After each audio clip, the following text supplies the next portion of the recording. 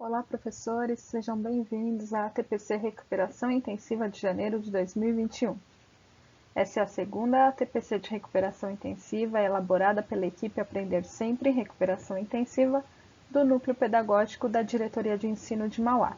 Eu sou a Sarita, analista sociocultural, e também estão na equipe e estarão presentes hoje aqui na nossa formação as PCNPs Cristiane, Lilian, Elaine e Thaís. O tema da nossa formação de hoje é Metodologias Ativas, Desafios e Possibilidades. E nós começaremos o nosso ATPC com uma citação que se encaixa e que nos faz refletir a respeito desse tema. Me contaram e eu esqueci. Vi e entendi. Fiz e aprendi. Confúcio.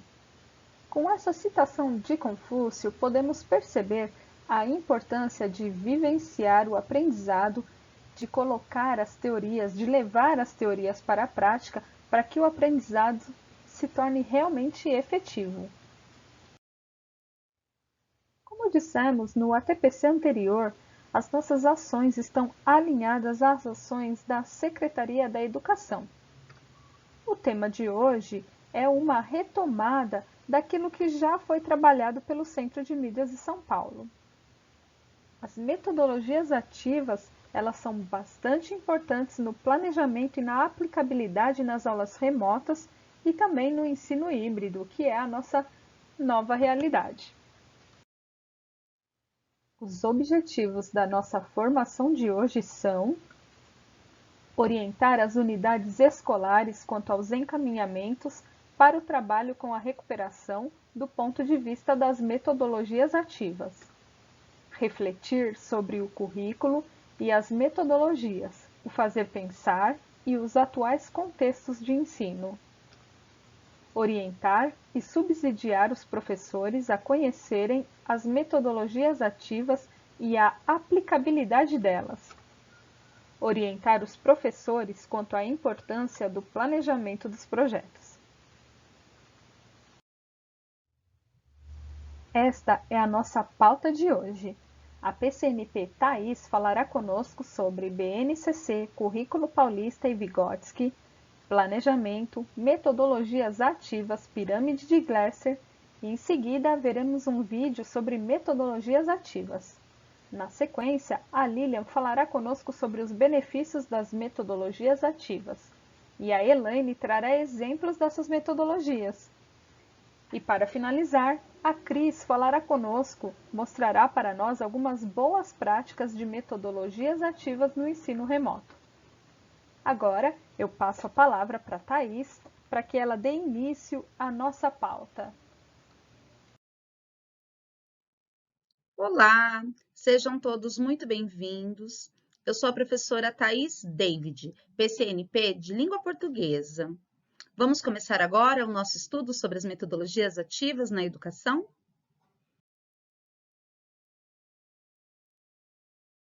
O nosso tema de hoje, vamos rever alguns pontos.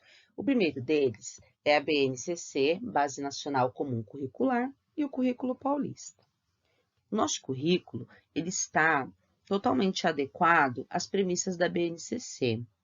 E relacionadas ao que veremos hoje, há algumas premissas muito importantes, como a formação de um jovem protagonista, de um jovem que seja capaz de desenvolver habilidades na escola que são úteis para a sua vida social, que são aplicáveis na sua vida social. Vamos ler agora um recorte. Pensar em educação nos dias atuais implica em apropriar-se das melhores técnicas de aprendizagem e de recursos lúdicos para tal. Ou seja, quando nós pensamos na educação, no ensino, nós temos que pensar nas melhores maneiras de ensinar e aprender, usando inclusive recursos lúdicos. O professor precisa estar sempre consciente de que o aluno ele é um ser social, e que, por isso, os aprendizados escolares, a forma como nós ensinamos, ela não pode mais ser como era antigamente, apenas aulas expositivas, em que o professor é detentor de todo o saber e o aluno fica ali apenas nessa recepção. Hoje nós sabemos que existem N formas de ensinar os nossos objetos de estudo e desenvolver habilidades nos alunos, e que quanto mais habilidades de formas diferentes esse aluno absorver, mais isso agrega para a sua vida como cidadão.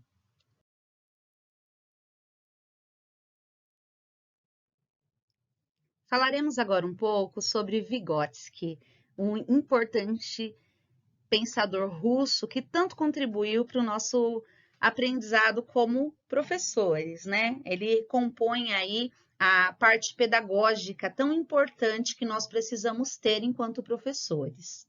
Entre tantos conceitos, um deles que ele desenvolveu foi a Zona de Desenvolvimento Proximal, que também é conhecida como ZDP. Então, Vygotsky diz que existem tipos diferentes, como se fossem fases diferentes do desenvolvimento. Então, ele diz que se chama Zona de Desenvolvimento Real, que é esse primeiro quadrinho verde à nossa esquerda. Ele diz que são aquelas potencialidades, as aprendizagens, as habilidades que o meu aluno ou o meu grupo de alunos já tem em dado momento ali do ensino. Na outra ponta, né, do lado direito, eu tenho a zona de desenvolvimento potencial, que são aquelas aprendizagens que esse grupo de alunos ou o meu aluno não tem. Porém, com a mediação do professor, com atividades em grupo, ou seja, a partir de ajuda, de auxílio, de estímulo, ele vai passar a aprender, ele vai passar a saber. Então, por exemplo, né, vou só dar um exemplo. Se eu tenho uma criança que, como desenvolvimento real, ela já conhece todas as letras e a sonoridade de cada letra.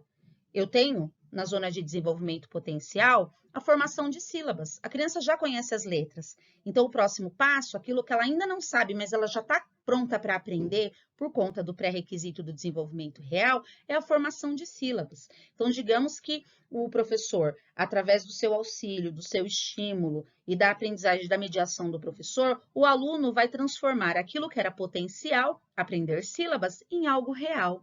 E aí, eu terei novos aprendizados que até então estavam inalcançáveis, entrando na zona de desenvolvimento potencial, como a leitura de palavras, a formação de palavras, e a cada novo conhecimento, a cada nova potencialidade desenvolvida no meu aluno, no meu grupo de alunos, vai aumentando a zona de desenvolvimento real e outras habilidades e conhecimentos e saberes entram na zona de desenvolvimento potencial. É muito interessante essa teoria, porque ela nos traz, né, à luz o pensamento de que o aprendizado ele não tem fim. Nós nascemos aprendendo e nós vamos aprender nossa vida toda, né? Por mais que a gente estude e se aproprie de muitos saberes, sempre haverá algo novo. E quanto maior o nosso rol de desenvolvimento real, mais coisas diferentes que em dado momento eram inalcançáveis se tornam possíveis e começam a entrar na zona de desenvolvimento potencial. Então, voltando à teoria ali do ZDP, o que é o ZDP? É a distância entre aquilo que é real e aquilo que é potencial. E a gente não pode se esquecer que, né, nessa distância ocorre um movimento, que é o movimento de aprendizagem. A gente utiliza alguns pré-requisitos, aprende coisas e vai aí ampliando o rol de desenvolvimento real. Bem, pensamos um pouquinho sobre o currículo paulista e a sua adequação à BNCC, que prevê a formação integral do estudante de um jovem protagonista, atuante socialmente, a partir de ensinos que façam, que agreguem, né, a essa sua vida social. Vimos também um pouquinho sobre Vygotsky, né, e a forma aí como a gente aprende sempre coisas novas. E aí, a gente vai falar um pouquinho agora sobre planejamento. Não vou ler o recorte, mas dá tempo de vocês lerem enquanto eu comento. Martinez e Larrone, eles dizem que para eu fazer o planejamento, eu tenho que pensar nos objetivos que eu quero alcançar e eu tenho que estipular prazos e dividir, né, este rol de conhecimentos que eu estou propondo, eu tenho que dividir em etapas, que elas têm que ficar muito bem definidas. E que eu tenho que prever também, eu tenho que ter uma previsão do que vai ser necessário, de quais recursos eu tenho. Então, o planejamento ele tem que ser algo pensado com muito critério, com muito carinho, com a ajuda, né, de toda uma equipe que trabalha ali junto com você, para que o resultado final, que é o aprendizado do aluno, seja alcançado. Então, é necessário adaptar a realidade de cada escola onde eu trabalho o planejamento das minhas ações. Às vezes, um recurso material que eu tenho na escola X, na escola Y não vai funcionar, mesmo eu sendo o mesmo profissional. Às vezes, o recurso, por exemplo, agora que estamos aí nesse momento ainda difícil, né, de ensino, o que funciona numa escola, os recursos que aquela escola tem ou que aquele alunado daquela região tem, são diferentes dos recursos de uma outra região. Então, eu tenho que prever todas essas questões para que a minha aula, né, o planejamento das minhas aulas, a minha sequência de aprendizagens, ela seja eficaz e atinja o objetivo final, que é o aprendizado de determinada habilidade, de determinado conceito pelo meu aluno. Bem, pensando nisso, né, da importância do planejamento, nós temos que pensar que o planejamento da aula remota também é muito importante. Ano passado, não sei se todos, mas muitos viveram experiências de tentar migrar o modelo de aula presencial para o ensino remoto. E os alunos acabaram dispersando ou tendo pouco engajamento. Então, o planejamento da aula remota, ele tem que ser pensado para a realidade da aula remota, né? Quando eu falo em aula remota, não são só os períodos que nós vivemos, por exemplo, no ano passado, em que os alunos tiveram, nessa região em que nós moramos, eles ficaram o tempo todo, por conta de decretos municipais, estudando à distância. Ele também engloba a aula híbrida, em que o aluno aprende parte na escola presencialmente e faz parte, né, do seu rol de atividades escolares em casa de maneira remota, né? Então, quando eu vou planejar uma aula remota, eu tenho que pensar em algumas coisas. Qual o objetivo da aula? O objetivo específico daquela aula ou de uma sequência, né, de 5, 6, 7, 8 aulas em que eu vou trabalhar determinado objeto de ensino. Então, qual o objetivo daquele momento, daquela aula, daquela sequência de aulas? Quais habilidades vão estar envolvidas? Eu tenho que elencar, então eu tenho que ter habilidades envolvidas e elas têm que estar atreladas a esse objetivo. Quais os recursos são acessíveis e viáveis? Olha que interessante. Muitas vezes, a gente, como professor, domina muito bem a ferramenta X, mas eu tenho que pensar, para essa escola em que eu trabalho, para essa realidade em que meus alunos estão inseridos, a ferramenta X, ela é viável? Ela é aplicável? Então, ela tem que ser acessível, porque não adianta eu planejar uma aula maravilhosa, utilizando um recurso maravilhoso, se o meu aluno não tem acesso a esse recurso, se eu não vou atingir aquele alunado que eu atendo. Então, isso faz parte do planejamento. Pensar também quais vão ser as estratégias. Que estratégia eu vou utilizar? Eu vou utilizar um vídeo? Eu vou utilizar um podcast? Eu vou utilizar uma aula, como que se fala? Uma aula síncrona, né? Em que o aluno está ali online no mesmo momento falando, interagindo comigo. Como que eu vou fazer para ter o feedback do meu aluno? Então, você tem que pensar em todas as estratégias que também estão relacionadas às habilidades, ao objetivo e a esses recursos. E também, como nós falamos na semana passada, como eu vou avaliar? Eu tenho que pensar na avaliação. Lembrando que a avaliação, ela não pode ser um teste, ela não pode ser um exame, ela não pode vir no final de um processo. A avaliação, ela tem que permear todo o processo. Por quê? Numa visão construtivista, socioconstrutivista também, eu tenho um aluno como um todo. Eu não posso avaliar, nesse momento que nós estamos e nesse formato de ensino que nós temos, o aluno no final de um processo. Senão, eu não estarei avaliando todas as potencialidades dele. Bem, Aqui temos uma pergunta, né? Como organizar e definir ali as melhores ferramentas? Pensar na escola em que você trabalha, pensar na realidade daquele alunado, procurar subsídios com as pessoas que trabalham com você e juntos ali pensar em que ferramentas funcionam ou não. Lembrando que nós temos um repositório do Centro de Mídia São Paulo, que, né, tem sido criado com algumas aulas já prontas. Nós temos uma plataforma chamada Currículo Mais, onde você consegue acessar jogos, aulas. Ele pode ser filtrado por habilidade, por série, por tema, por ano. É bem interessante. E temos também 2 e-mails institucionais. Qual a diferença de eu utilizar uma conta gratuita que eu tenho do Gmail e meu e-mail institucional do Google? Ou utilizar uma conta do Hotmail que eu tenho gratuita e utilizar uma da Microsoft que é institucional.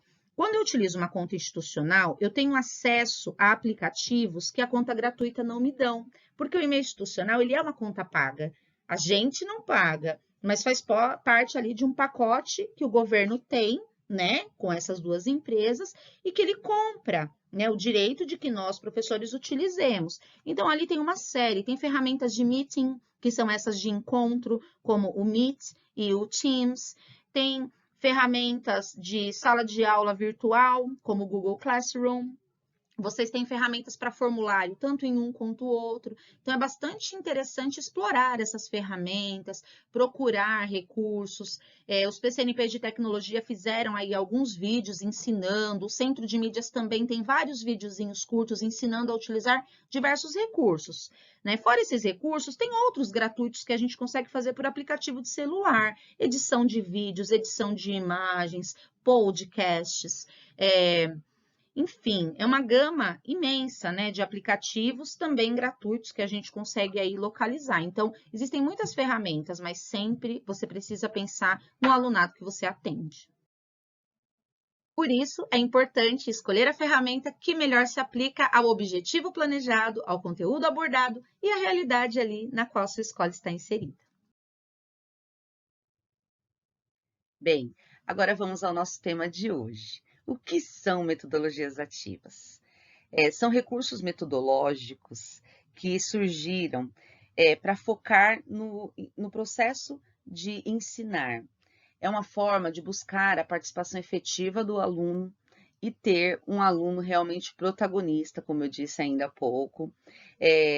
Elas têm o foco sempre no aprendizado contínuo do aluno, de uma maneira em que ele consiga reconhecer os estímulos, né, das situações de aprendizagem e consiga resolver problemas e desenvolver habilidades que o tornem cada vez mais capaz, né, de resolver questões, de pensar, argumentar e de ser atuante em relação ao seu aprendizado.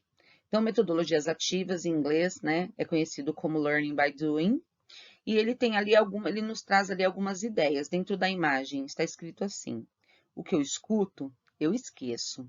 O que eu vejo, eu lembro. E o que eu faço, eu compreendo.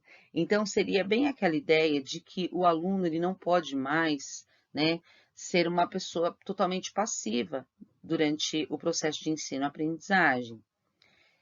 Vamos ler agora um recorte? Então, ele diz assim: o aprendizado baseia-se na construção e reconstrução, na significação e ressignificação do conteúdo, ou seja, aquilo que nós ensinamos tem que fazer sentido para o aluno, né? Ele tem que perceber aquela aplicabilidade ali nas situações que são propostas.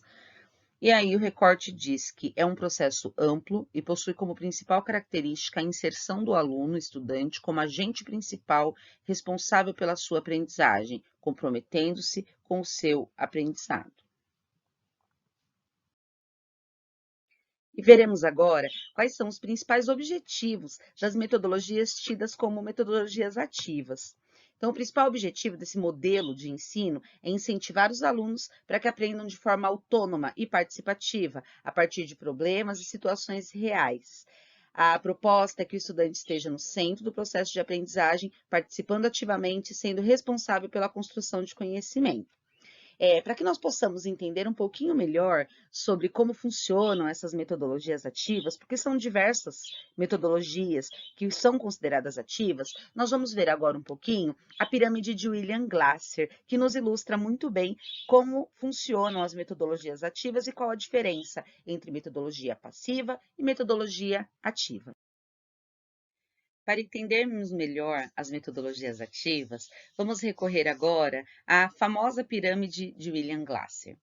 William Glasser é um importante estudioso, ele nos diz assim, que nós aprendemos 10% quando lemos, aprendemos 20% quando ouvimos, aprendemos 30% quando observamos e aprendemos 50% quando vemos e ouvimos.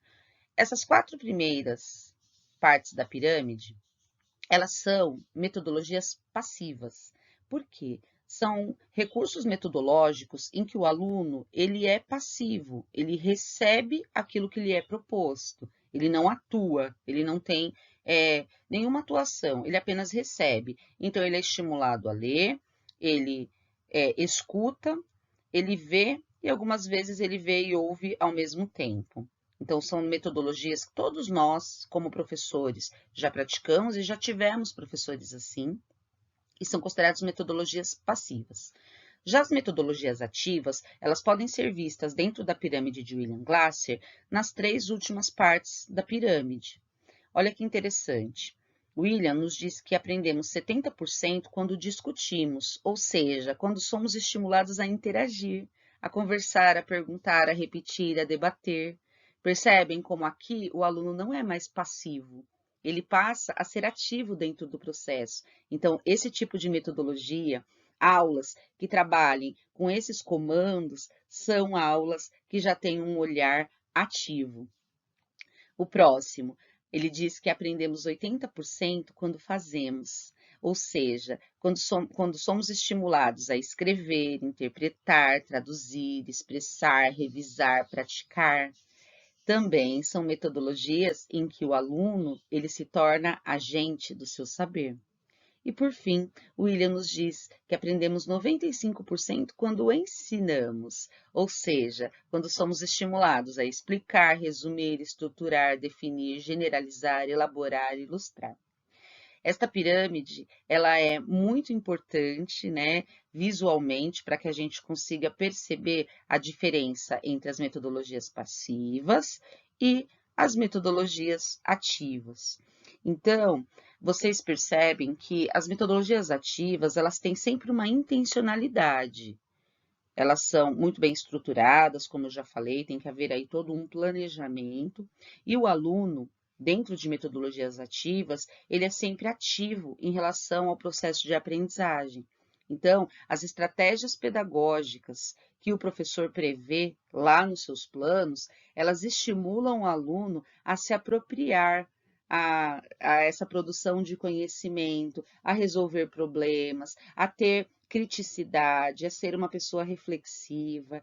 Então, vocês percebem como as metodologias ativas, elas tendem, né, a ser formas, né, métodos de ensino muito mais eficazes, em que o aluno vai ter um aprendizado maior, com melhor qualidade, e que atende às premissas do que nós já estudamos um pouquinho, já pudemos refletir da BNCC, do nosso currículo paulista, né? E também a questão de formar um aluno inserido socialmente, com atividades escolares, sim, aprendizados escolares, mas que reflitam e que sejam aplicáveis na sua vida social, tá bem? Agora, eu vou passar a palavra, espero que vocês tenham gostado desta parte que eu conversei com vocês e passo a minha palavra. Foi um prazer ter vocês por esses dias, né, durante a recuperação. Muito obrigada pela atenção e agora eu passo a palavra à Lilian. Olá, professores, eu sou Lilian Scala e darei sequência ao que já foi dito pela Thaís sobre a importância de trabalharmos com as metodologias ativas, visto os resultados obtidos com elas. Então, continuando, nós assistiremos a um vídeo conduzido pela Lilian Bassic que é uma doutora em psicologia educacional. Lembrando que o vídeo na íntegra está disponível neste link do YouTube. O que nós traremos para vocês é um recorte onde ela nos trará discussões como: que aluno que eu tenho que preparar? Como eu vou preparar este aluno, visto que este preparo é para a vida e para a vida no futuro? Então, nós precisamos pensar o nosso ensino para que quando este aluno chegue no futuro, ele não tenha tido uma aprendizagem do passado. Então, vamos lá? Nós estamos vivendo numa sociedade conectada. O nosso grande desafio é pensar o seguinte: esses alunos que estão dentro das escolas hoje vão viver uma realidade, vão estar numa sociedade daqui a 10 anos, aquele aluno que começou o ensino fundamental hoje, daqui a 12 anos, ele vai estar vivenciando uma sociedade que não é mais a sociedade de agora. Quando o Will traz que a gente está educando um aluno para um passado, a gente tem que começar a olhar que educação que a gente vai oferecer hoje para esse aluno no futuro. E não só pensando em mercado de trabalho. Mercado de trabalho é uma das coisas, mas é a sociedade que ele vai viver. Essas 50 profissões que ainda não existem, profissões do futuro, a gente tem aí Big Data, impressora 3D, Cloud Computing. Será que a gente tem que ensinar o aluno a usar isso na escola? Será que a gente tem que ensinar o aluno a usar a impressora 3D, a usar como a gente aprendeu a usar o pendrive, ou aprendeu a usar recursos nesse sentido? O que a gente tem visto é que, mergulhados nessa cultura digital que a gente está hoje em dia, nem sempre é aprender a usar esses recursos, mas é aprender a ter facilidade de lidar com diferentes recursos. E isso a gente só consegue formando um aluno que tenha essa habilidade, essa maleabilidade de se virar em diferentes contextos. Porque se a gente ficar ensinando para o presente, o nosso risco é que quando esse aluno chegar no futuro, ele teve uma aprendizagem baseada no passado. Né? Então, é algo que tem que vir nas nossas reflexões e a gente pensar o seguinte: o que tudo isso, o que essa cultura digital, esse mundo em que a gente está inserido, realmente provocou de mudança nas instituições de ensino? Né? Tudo isso que a gente ouviu na primeira fala, como é que está se refletindo nas escolas? Como é que pode se refletir de verdade dentro das escolas, de uma forma que a gente consiga fazer com que o nosso aluno esteja formado para a vida? Né? Que é isso que a gente objetiva. Eu trouxe umas imagens aqui para a gente olhar um pouquinho, só para a gente pensar em situações de sala de aula pelo mundo. Né?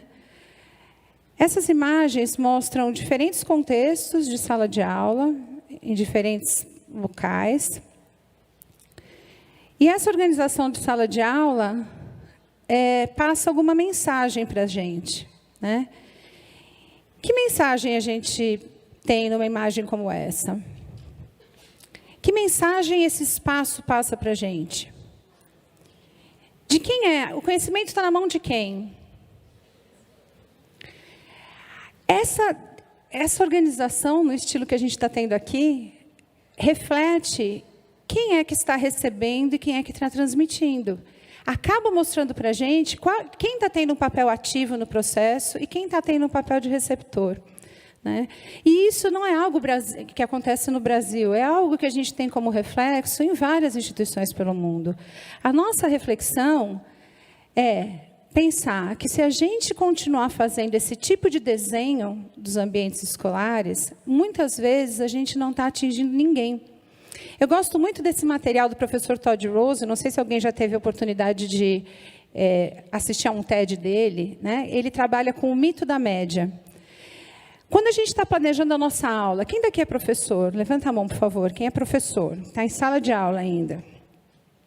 Quando a gente está planejando a nossa aula, num domingo à noite, né? Musiquinha do Fantástico, Silvio Santos, aquela coisa de você se preparar para o dia seguinte, para que aluno a gente planeja a nossa aula? Será que a gente planeja a nossa aula para o melhor aluno da sala? A gente faz isso? O nosso planejamento está baseado com o aluno que tira 9, 10 e que é o melhor aluno da sala? Muitas vezes não. Por quê? A gente corre o risco de fazer uma aula muito difícil para o restante da turma. A gente também não faz uma aula para o aluno que tem maior dificuldade, para o aluno que tira 1 e 2, porque senão a gente pode deixar metade da sala, ou muito mais da metade da sala, desestimulada. A gente planeja aulas para média. As nossas aulas, as nossas avaliações, a nossa escola, ela muitas vezes está planejada para o aluno médio.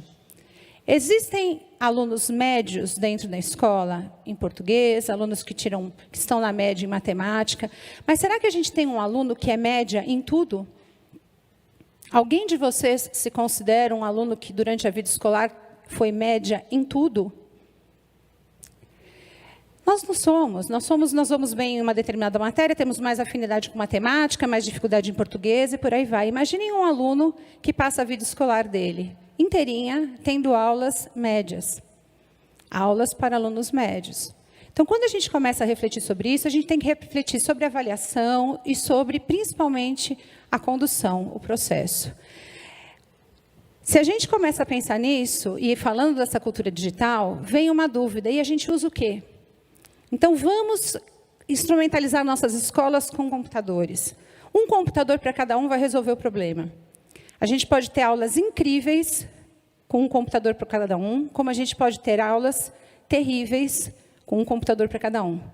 E a gente pode ter aulas sensacionais com um professor palestrando na frente de uma aula e levando a turma junto com ele. Então, não é o recurso que vai fazer a diferença.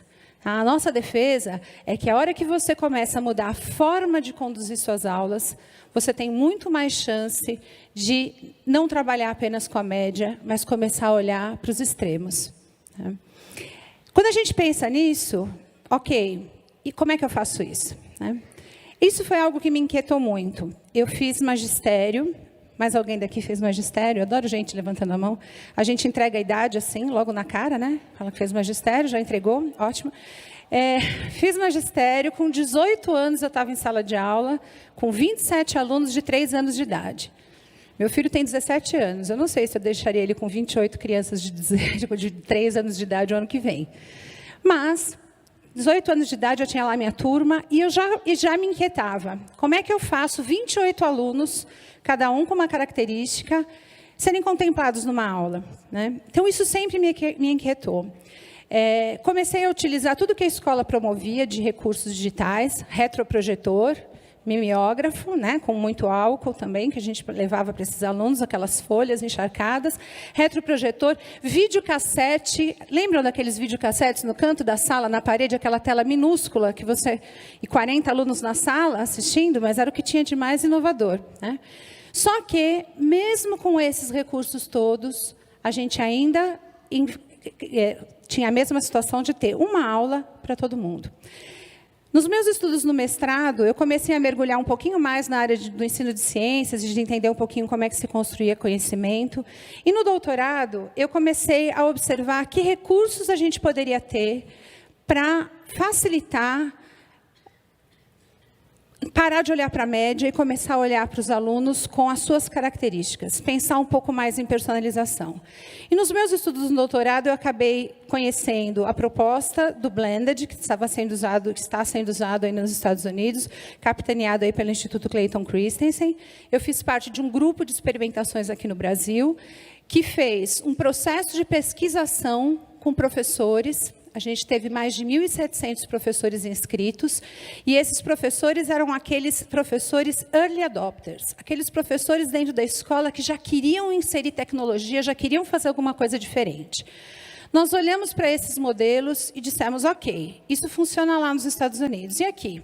Vai funcionar do mesmo jeito, é diferente? Como é que a gente traz essa realidade para cá de uma maneira que faça sentido para a gente?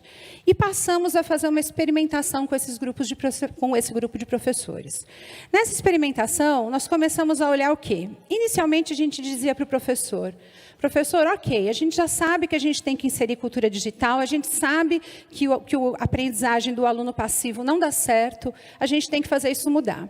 Só que o nosso olhar é que, do mesmo jeito que a gente olha para o aluno e diz, olha, a gente não pode trabalhar com a média, a gente faz o mesmo com o professor.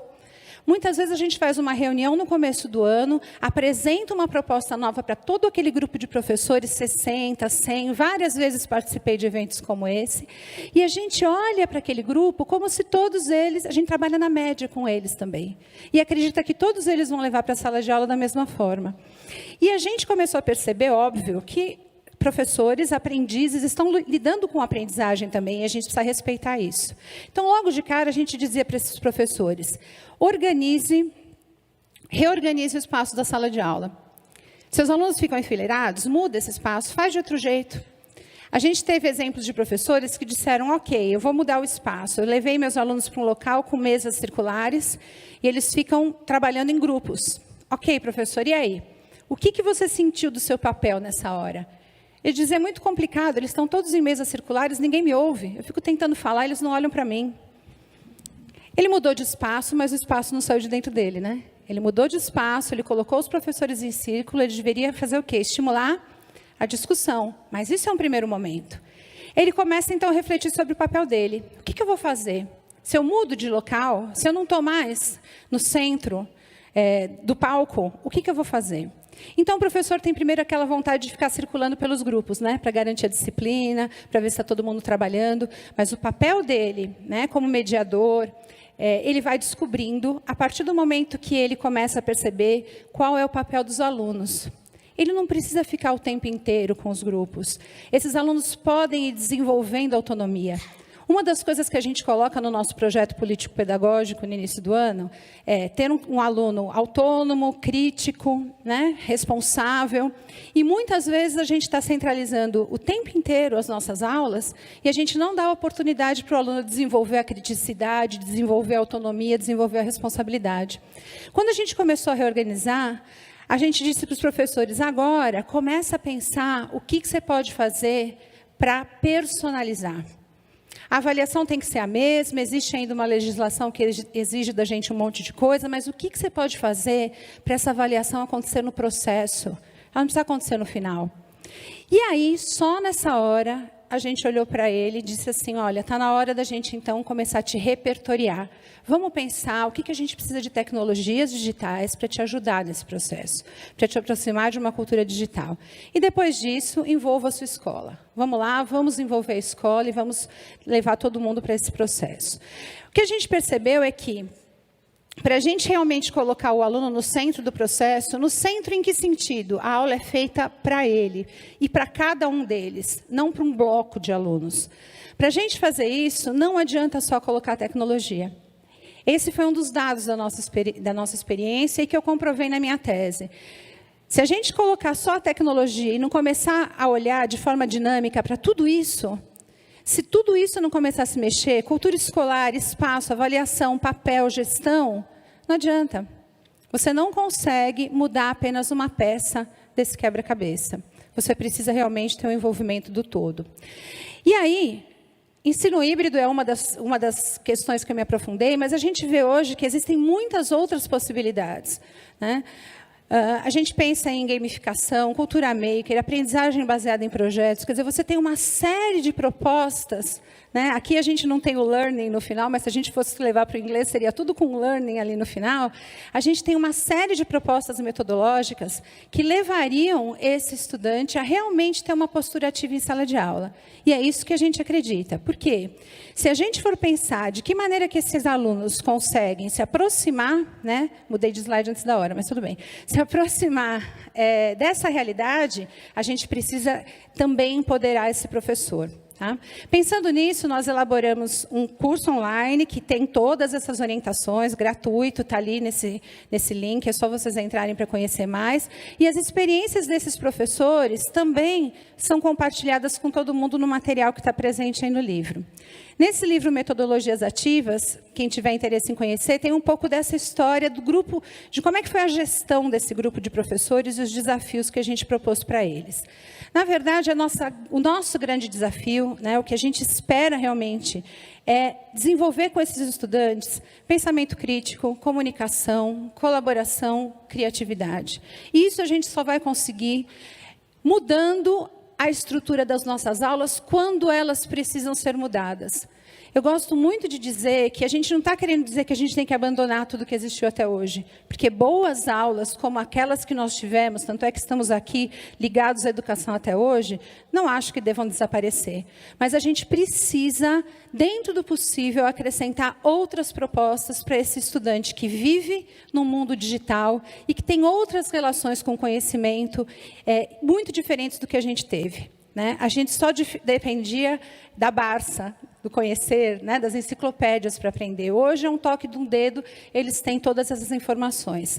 Para isso, a gente precisa de um professor e de uma escola que tenha espaço para essa flexibilidade, um professor que tenha realmente compromisso com aquela proposta. Por quê? Logo de cara não vai dar certo. A primeira experiência dos professores era extremamente frustrante, porque a gente vem com uma expectativa, a hora que a gente coloca em prática, nem sempre é 100% o que a gente espera. Mas a partir do momento que você tem um grupo compromissado, não só em termos de professores, mas em termos de gestão, você consegue avançar para realmente ter uma mudança de mentalidade. Se a gente for pensar, se a gente conseguir deixar como um legado alunos que desenvolvam e que sejam protagonistas, autônomos e principalmente felizes, realmente o papel da escola vai poder ser cumprido da maneira mais ampla. Obrigada.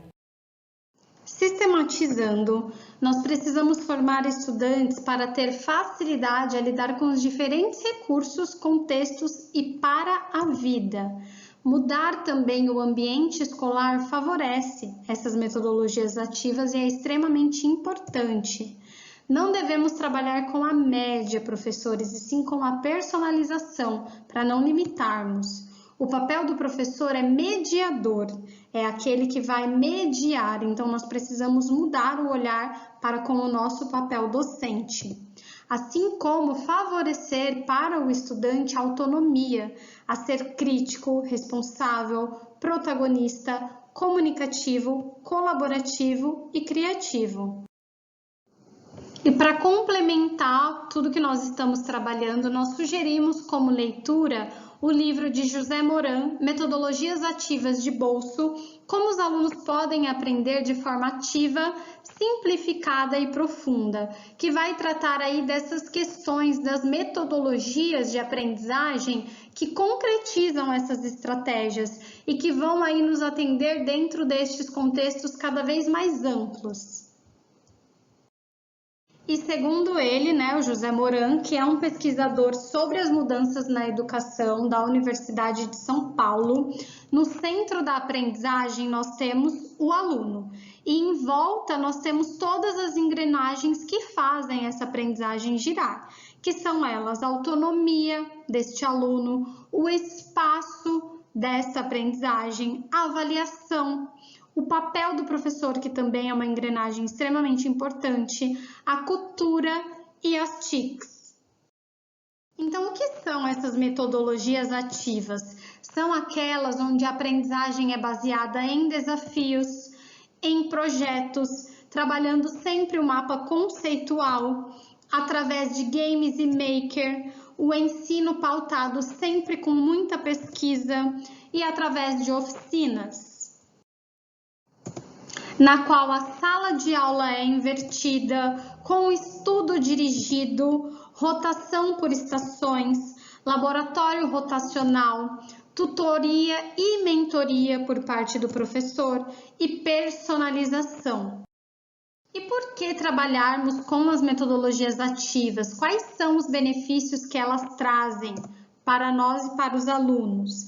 Então, elas proporcionam autonomia, aptidão em resolver os problemas, o espírito colaborativo, desenvolvem o senso crítico e despertam no aluno o protagonismo, que vai gerar nele uma confiança, um aprendizado envolvente, no qual o aluno vai gostar e vai querer participar, vai de fato se envolver, vai gerar a empatia e a responsabilidade e participação. E como é o papel, o perfil desse professor mediador? É aquele professor que provoca, que desafia os alunos, que estimula, que medeia a aprendizagem, que organiza e que orienta. Olá, eu sou a PCNP dos anos iniciais, Elaine Joia. A Lília já nos trouxe alguns exemplos de metodologias ativas e quais são os seus benefícios. Agora iremos fazer uma relação de como trabalhar durante a recuperação de janeiro de 2021. E também exploraremos duas que podem ser utilizadas. Vamos lá? Metodologias ativas versus recuperação intensiva. Há uma hierarquia que o professor precisa cumprir quando falamos em metodologias ativas. Primeiro, eu vou escolher a habilidade que será contemplada. Depois, eu tenho que pensar nas características da turma, o que funciona com um grupo pode não funcionar com o outro, no espaço que tenho e também no tempo. E só por último, escolher a metodologia que melhor se encaixe com seus objetivos, sem deixar nenhum aluno para trás. Vamos falar de uma metodologia ativa do ensino híbrido. A sala de aula invertida. Vocês já conhecem, professores? Primeiro passo. O conteúdo é introduzido aos alunos antes da aula presencial, ou seja, primeiro contato ele é virtual, através de vídeos, videoaulas, resumos que podem ser explorados individualmente. Nessa metodologia, o educador ele vai propor o estudo de uma habilidade e os estudantes, pensando que eles já são leitores fluentes, eles vão entrar em contato com ele em casa, através de materiais digitais, como textos, vídeos ou videoaulas, fóruns, apresentações, podcasts, para eles já irem se apropriando do tema a ser abordado antes de iniciá-lo na sala de aula. Segundo passo. O aluno ele pode rever o material caso tenha dificuldade, além de fazer outras pesquisas que aprofundem o tema estudado de acordo com seu interesse. Esse é o momento em que ele vai levantar as dúvidas, os comentários e complementos que levará à sala de aula.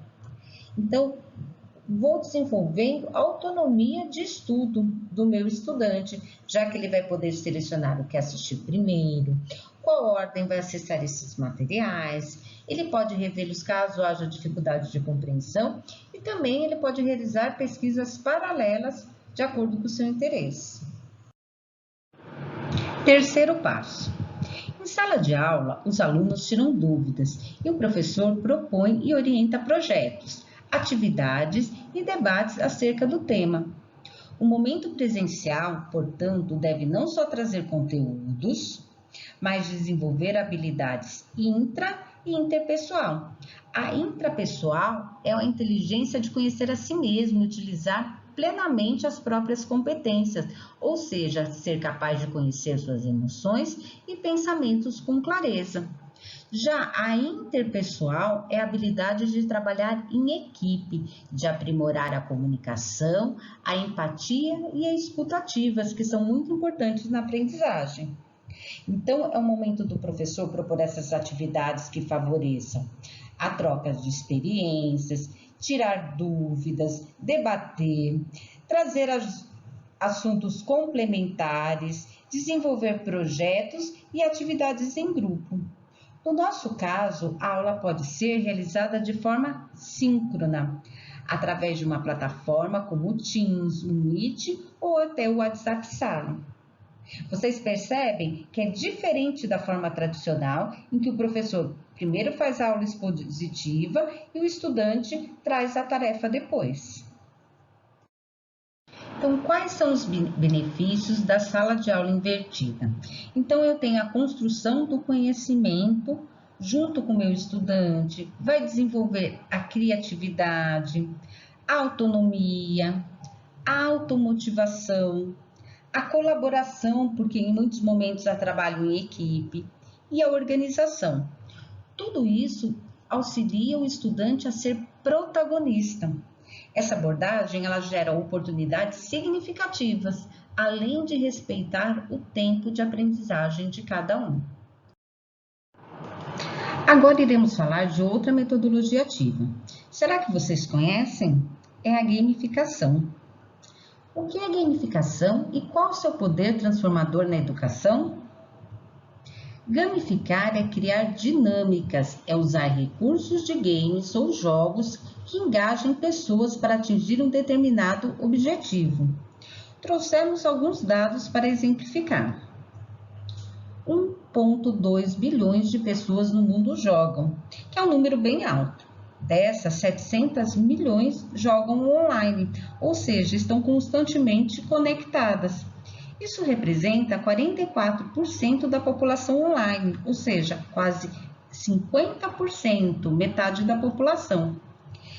E tem um dado muito relevante, que os conceitos básicos de jogos podem ser entendidos por todos. Qualquer pessoa pode aprender através de jogos. Então, muitos educadores da educação infantil e anos iniciais já utilizam o lúdico para a aprendizagem. E por que não utilizar em todos os segmentos?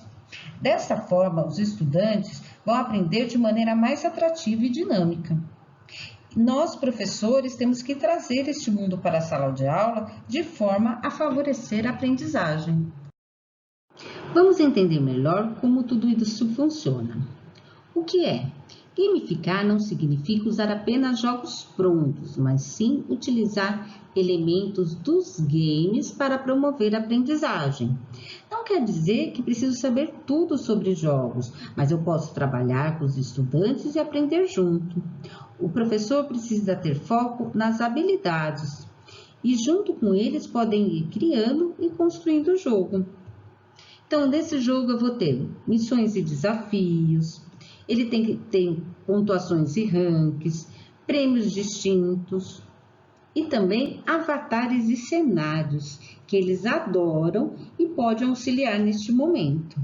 Lembrando que não é o jogo pelo jogo, ele precisa contemplar objetivos específicos dentro das habilidades escolhidas, promovendo a aprendizagem de forma significativa.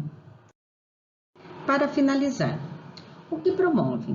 Na educação, a gamificação torna as aulas mais atraentes. Elas são realizadas de formas contextualizadas e também produtiva para os estudantes, promovendo a interatividade.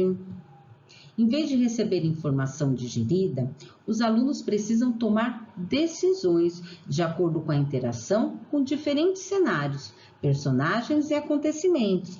Então, ele irá participar mais da aula e vai se tornar protagonista.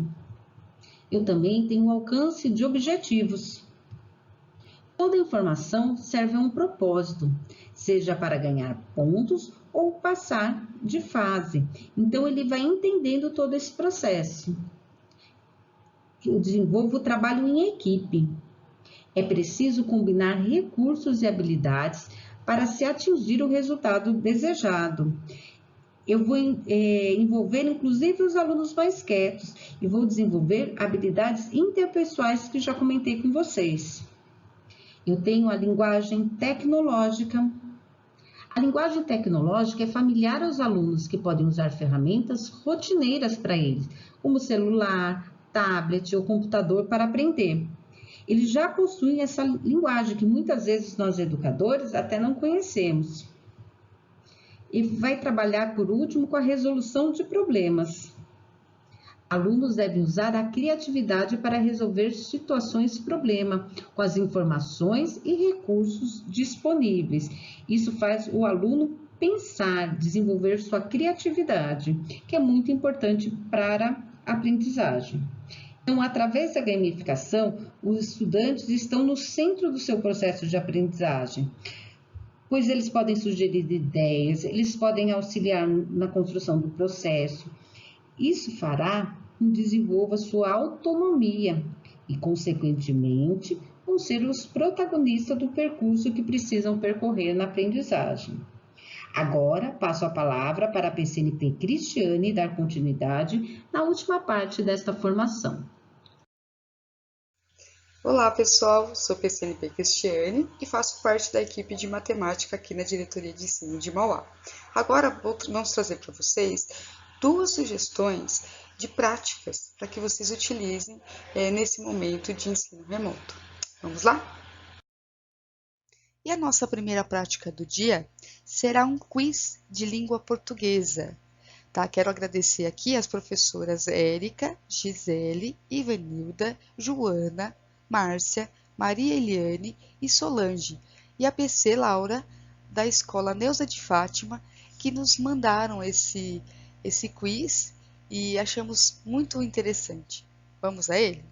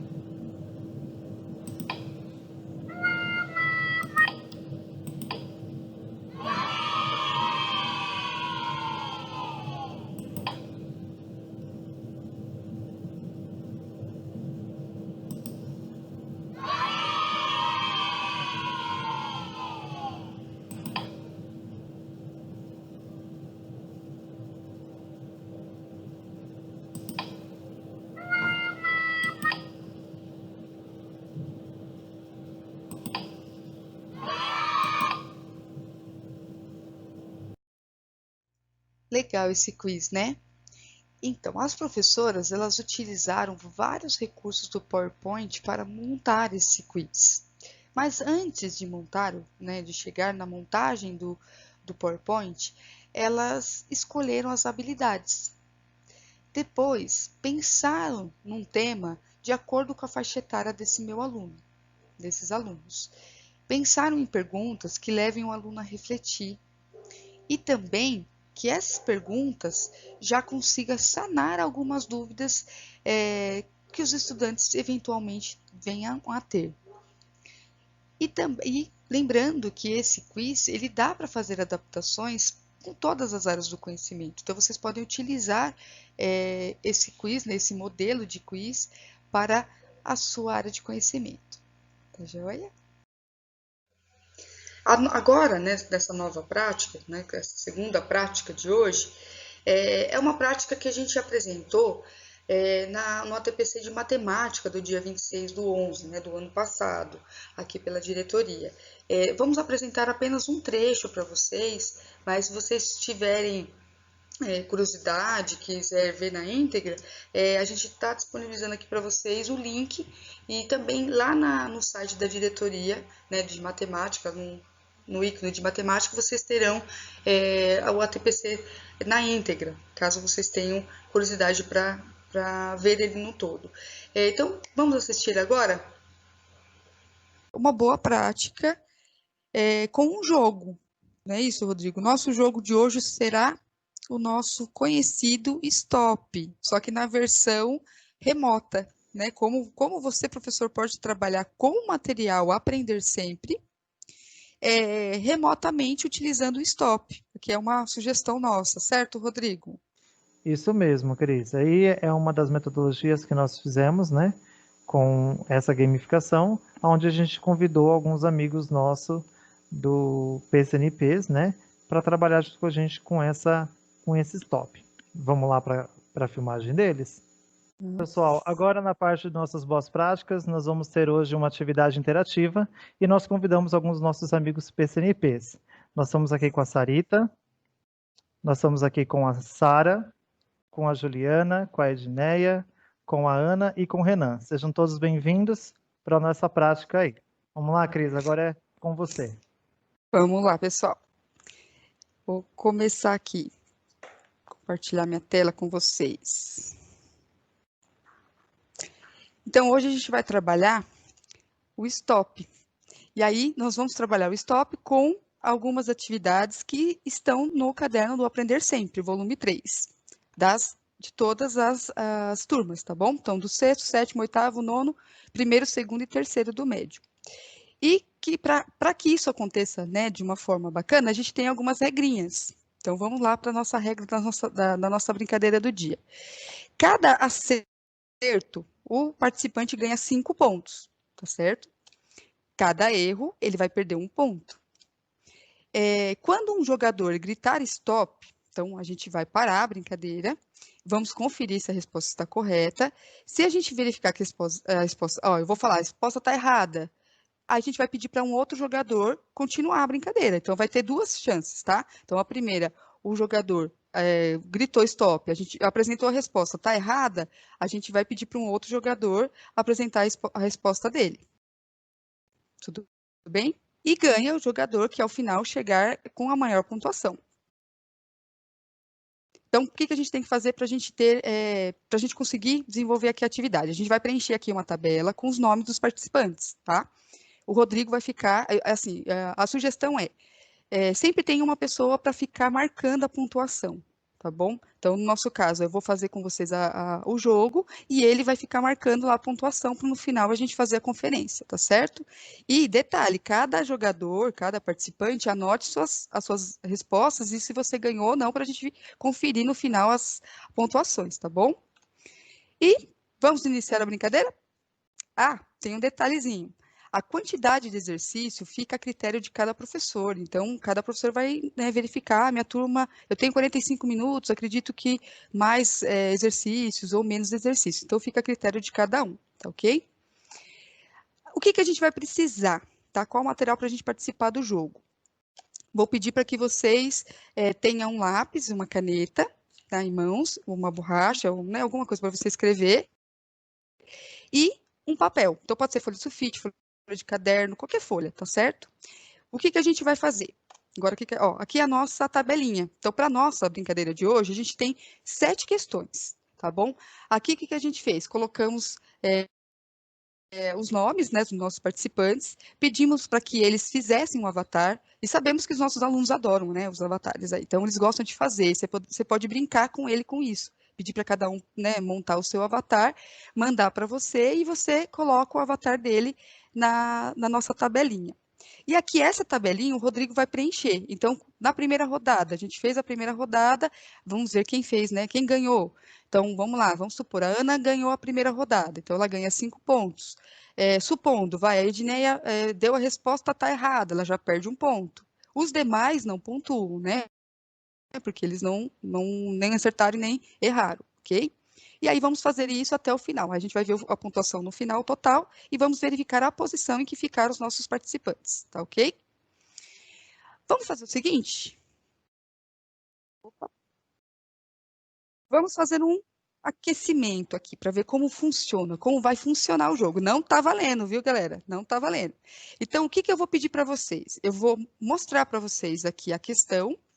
Então, cada um lá com seu papel e caneta, anota lá, faça as suas contas. Só que eu vou pedir, quando você gritar stop, apresente a sua conta, tá certo? Apresente aqui a sua resposta. Stop. Só que só apresenta a resposta quem gritou stop, tá bom? Aí gritou stop, apresenta a resposta. Os demais não mostram a folha. Aí eu vou verificar, eu vou falar, ó, tá certo ou tá errado. Se tiver errado, essa pessoa, né, perde o ponto, tá desclassificada, e os demais, que às vezes eu não gritei, fiz a conta. Então, eu falei, valendo, você apresenta stop, grita stop e apresenta a sua resposta. Tudo bem, gente? Alguma dúvida?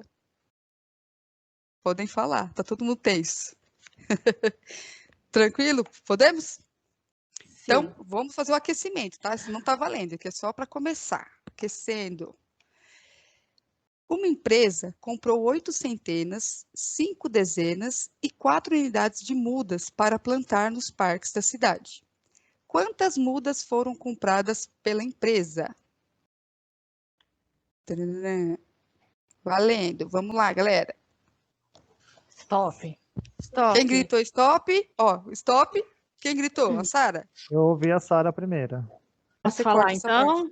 Fala aí, Sara, qual é? Ó, 8 centenas, 800. 5 dezenas, 50. 4. 800 mais 50 mais 4, 854. Vamos ver se está correto? Agora tem que apresentar. Olha lá, a resposta correta. Então assim, tá vendo? A Sara acertou. Só que não estava valendo, tá, gente? É só aquecimento. Então ela não ganhou nada. Que legal, né? Legal. Agora, vamos valendo, então. Então, agora vai valer a nossa resposta, certo? Então, primeira questão. Qual fração representa a metade de gasolina no tanque? Letra A, 1/4, letra B, 3/4, letra C, 1/2 e letra D, 4/4. Valendo? Stop. Quem gritou stop? Ju. Rodrigo, quem gritou? Você que vai ser o nosso... Ju. A Ju. Quanto deu, Ju? 1/2. 1/2. Muito bem. Resposta, metade de um todo. 1/2. Muito bem. Rodrigo, 5 pontos para você. Vamos para a próxima? Aí, tá vendo, Ju? Tá difícil, pessoal. Todo mundo com medo. Agora o pessoal já vai começar a perceber que não é difícil. Então, vamos para a próxima.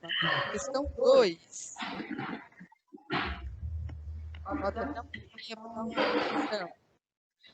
Uma floricultura recebeu 9 dúzias de rosas vermelhas, 7 dúzias de rosas amarelas e 5 dúzias de rosas brancas. Qual foi o total de rosas recebidas? Stop. Quem gritou? Eu. Ana? Ana, quanto, Ana? 9 dúzias 90, 7 dúzias 70, 5 dúzias 50, 210. Pá, pá, pá, pá. Não. Não, então assim, ó. 240. Errou! Então, menos um ponto para ela, hein, Rodrigo? Que mico! Eu Então, não acredito. Quem é voltando, o gente, ó. próximo? É dúzia, tá? 9 dúzias de rosas vermelhas, 7 dúzias de rosas amarelas e 5 dúzias de rosas brancas.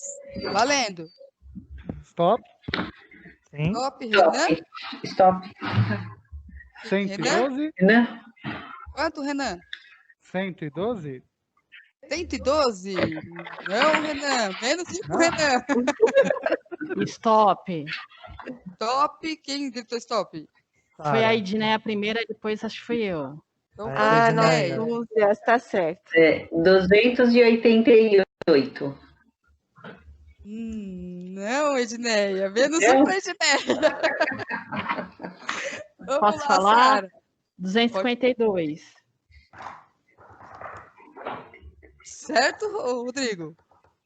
Aê! 252. Ei, olha lá, resposta correta. Então, 5 pontos para Sara. Vamos lá, pessoal, presta atenção. Dúzia, né? Não é 10, certo, Ana? Dúzia não é 10. Próxima questão. Terceira questão.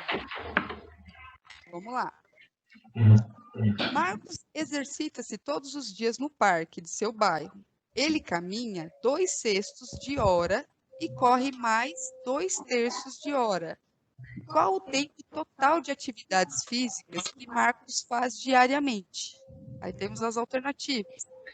Letra A, 2 nonos de hora. Letra B, 4 nonos de hora. Letra C, 1 hora. E letra D, 2 horas. Valendo. Stop. Stop, Renan. Eu. 1 hora? 1 hora? Correto ou não, Rodrigo? Vê aí, Cris. Vamos Confere. conferir a resposta. 1 hora. Correto. 5 pontos para o Renan. E agora, vamos lá. Ó, só lembrando aqui a resolução, né? Se caso alguém tenha dúvida. Quanto que ele caminhou? Ele não caminhou 2/6 de hora? Lembrando que hora equivale a 60 minutos. Então, tem lá 2/6 de 60.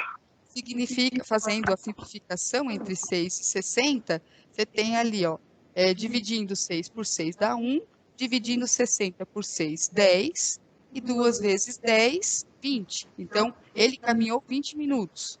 Quanto ele correu? Quanto ele... 2/3 de hora. Então, é 2/3 de 60.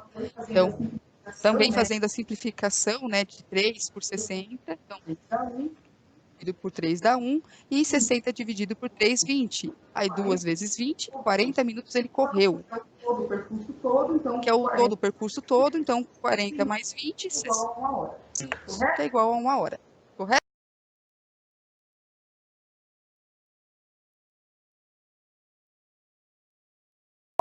Aê! Agora acabou nosso quiz aqui, nosso game, né? Nosso stop.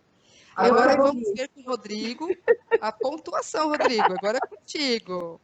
Tcharam. Vamos lá, deixa eu... Thalita não respondeu nenhuma. Eu respondi, errei. Mas a intenção é assim, gente, fazer, Toda vez que eu tentar. tentava, alguém já falava stop. Já falava stop. Olha lá, respondeu todas, olha lá, tá vendo? Na vez que eu fui responder rápido, para ninguém falar stop. Mas a intenção é essa, fazer o aluno pensar rápido, e eu sei, a gente sabe que nesse de pensar o rápido, a gente, né, se confunde, mas fazer o aluno raciocinar e ter esse raciocínio rápido. Então, eu acho que o stop ele vem muito nessa lógica, fazer o raciocínio, ter o raciocínio lógico rápido, e só que a gente tem que pensar antes, não é só fazer porque eu preciso ganhar, é uma competição. Eles vão ficar nessa, né, de querer correr, de querer falar rapidamente, mas... Vamos lá, Rodrigo. Vamos lá. A Ana Carolina respondeu. Então, perdeu Um um ponto. ponto. A Edneia errou uma questão e acertou a outra questão. Então, se errou uma, menos 1, 5 positivo, ficou com 4 positivo. A Juliana acertou uma questão, acertou a quarta questão também, 10 pontos, mas errou uma, menos 1, 9 pontos. A Sara acertou 3 questões. Dessas 3 questões, a Sarita não respondeu nenhuma, de acordo com o não deu tempo, né? E o Renan acertou um e errou outra. Então, 4 pontos aí. A gente teve um empate entre ele e o Renan, 4 pontos, mas a grande vencedora foi a Sara. Que bacana. Parabéns, Sara. Pessoal, Parabéns, assim, Sara. Obrigada, Parabéns. gente. Viu? Parabéns. Muito bem, ela foi bem rápida, pensou Parabéns, rápido. Sara. Sou professora de física, né? Professora de física, já acostumada com os cálculos. E lembrando, pessoal, que essa questão, essa situação, ainda a gente pode utilizar um pouquinho além. Né?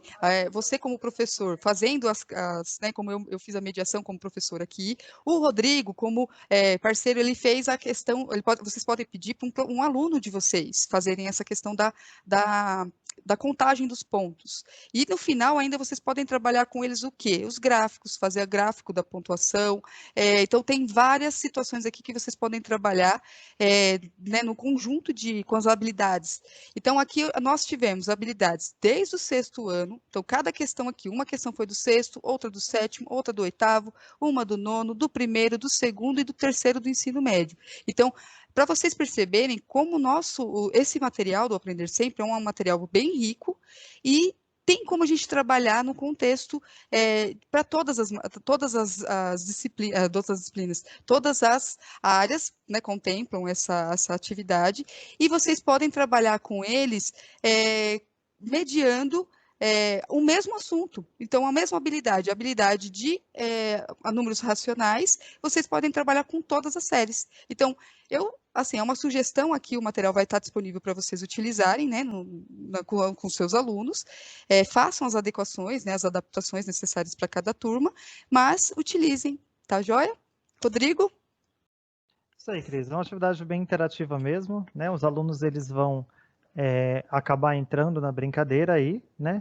E o legal também, a gente utilizou nossos amigos PCNPs aqui de outras disciplinas para fazer, né? Também dá para fazer uma atividade igualzinha a essa usando uma interdisciplinaridade, né? Onde todos os professores das escolas podem se reunir, criar um game show aí, né? E realizar essa atividade. Né? E não somente dar resposta, como nós fizemos aqui, né? Nós mostramos como o aluno pode chegar e o que ele pode pensar para poder chegar naquele resultado. Então, uma boa prática aí, bem produtiva. Esperamos que vocês tenham gostado com isso. E aí, gostaram do quiz e do stop?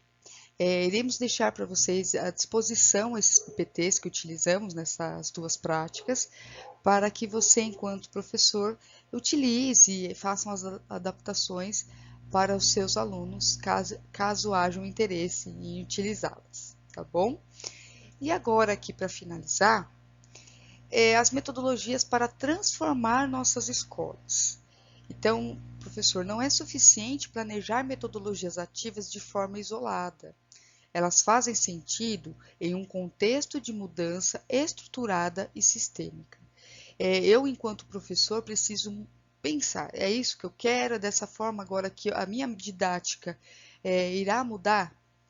Então, ela tem que ser uma mudança onde eu tenho isso estruturado e que seja de uma forma sistêmica, contínua, para que, assim, as metodologias ativas possam revelar o seu verdadeiro potencial, que é de contribuir para redesenhar novas formas de ensinar.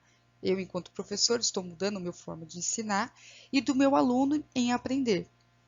também da organização da escola, porque eu, enquanto professor, quando eu mudo minha forma de ensinar, eu vou acabar utilizando espaços da escola, então eu preciso fazer essa mudança, sendo estruturada, pensada, né, e planejada, passando isso para os gestores da escola, para que a gente consiga ter uma organização adequada dos espaços da escola. A minha avaliação também deverá ser pautada de uma forma diferente, não da forma tradicional como nós utilizávamos antes, utilizando do currículo e para que a gente consiga fazer a certificação desse aprendizado desse nosso aluno, certo?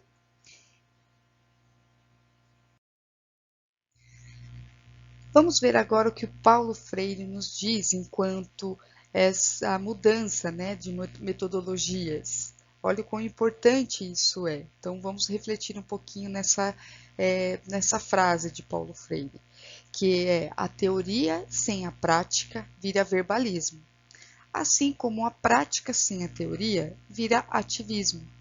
No entanto, quando se une a prática com a teoria, tem-se a praxis, a ação criadora e modificadora da realidade.